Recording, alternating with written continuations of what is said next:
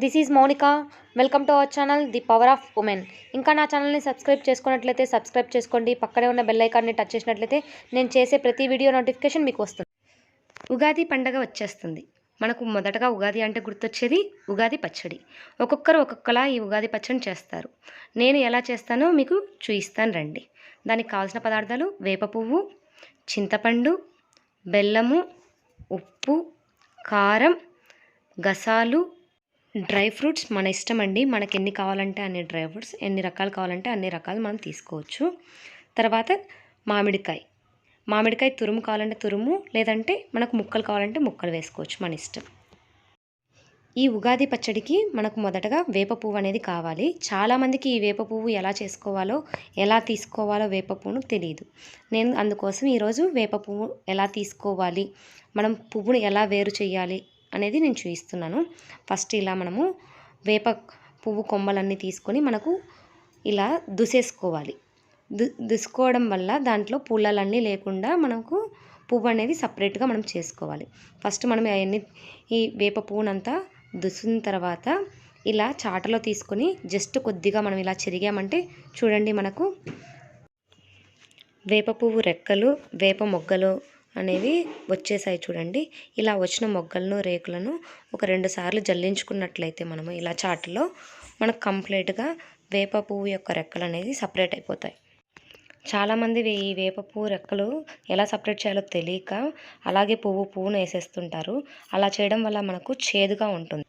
ఈసారి వేప పువ్వుని ఇలా చేసి చూడండి, మీకు ఉగాది పచ్చడి అనేది చేదుగా ఉండదు. తర్వాత మనము చింతపండుని ఒక అరగంట పాటు నానబెట్టుకొని ఇలా రసాన్ని తీసి పెట్టుకోవాలి. దాంట్లో మనము దీనికి సరిపడా బెల్లాన్ని వేసుకోవాలి. పులుపుకి సరిపడా బెల్లాన్ని వేసుకోవాలి. ఎక్కువ బెల్లాన్ని అయితే వేసుకోవద్దు, మరీ తీపుగా ఉంటుంది.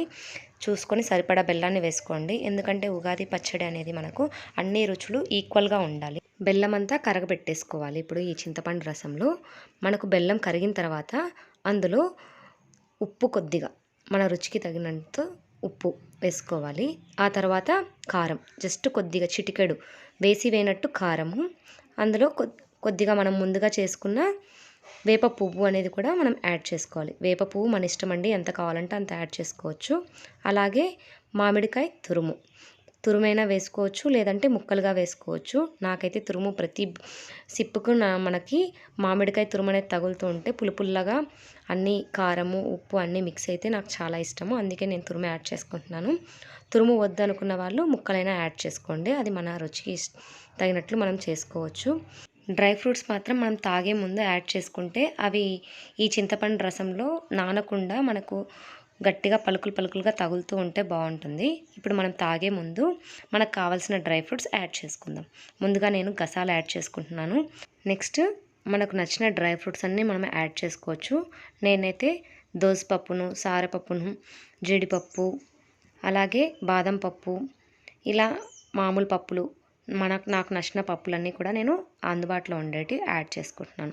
ఇలా అన్నీ యాడ్ చేసుకొని తినడం వల్ల మనకు ఉగాది పచ్చడి మరింత టేస్ట్గా ఉంటుంది. చాలా ఇష్టంగా కూడా మనం తాగొచ్చు. చాలామంది ఉగాది పచ్చడి అంటే చేదుగా ఉంటుందని భయపడేసి చాలామంది తాగకుండా ఉంటారు.